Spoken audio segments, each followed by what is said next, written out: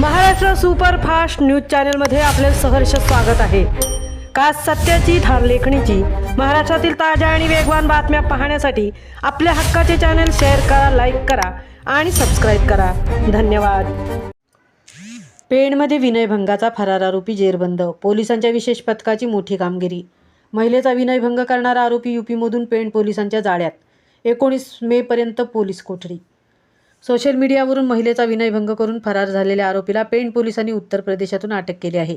हेमंत अरुण पलिये, वय वर्ष 40, राहणार उमरेड, जिल्हा नागपूर असे या आरोपीचे नाव आहे। मार्च 2026 मध्ये हिमगौरी हॉटेल पेण येथे आरोपीने फिर्यादी महिला, तिचे होणारे पती प्रवीण शिंगटे आणि हॉटेल मालक गजेंद्र पाटील यांची बदनामी करण्याच्या उद्देशाने व्हॉट्सअप व मोबाईलवर आक्षेपार्ह संदेश पाठवले। महिलेच्या लज्जेस कारणीभूत ठरतील असे मेसेज व फेसबुकवर बदनामीची धमकी दिली होती। या प्रकरणी 28 मार्च 2026 रोजी पेण पोलीस ठाण्यात BNS कलम 75(1), 79(326) व IT ॲक्ट कलम 67 अन्वये गुन्हा दाखल करण्यात आला होता। गुन्हा दाखल झाल्यापासून आरोपी नागपूर, सातारा येथे लपून पोलिसांना गुंगारा देत होता। पण पेण पोलीस निरीक्षक संदीप बागुल यांच्या मार्गदर्शनाखाली या पथकाने तांत्रिक विश्लेषण करून लोकेशन उत्तर प्रदेशात असल्याचे शोधले। बिसरक पोलीस स्टेशन गौतम बुद्धनगरच्या मदतीने 14 मे 2026 रोजी संध्याकाळी 6:40 सुमारास आरोपीला ताब्यात घेतले।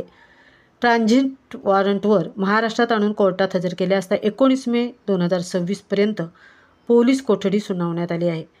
पोलीस अधीक्षक आंचल दलाल, अपर अधीक्षक अभिजित शिवथरे, उपविभागीय अधिकारी जालिंदर नालकुल यांच्या मार्गदर्शनाखाली पोलीस निरीक्षक संदीप बागुल, पोलीस उपनिरीक्षक नवनाथ रसाळ, राजेश पाटील, सहाय्यक फौजदार अमित कवळे व अजिंक्य म्हात्रे, सचिन हसकोटी, सुशांत भोईर आदींच्या पथकाने ही कारवाई केली।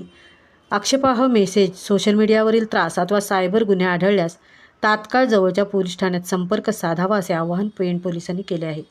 महाराष्ट्र सुपरफास्टसाठी धनाजी घरत सह तृप्ती भोईर, पेण।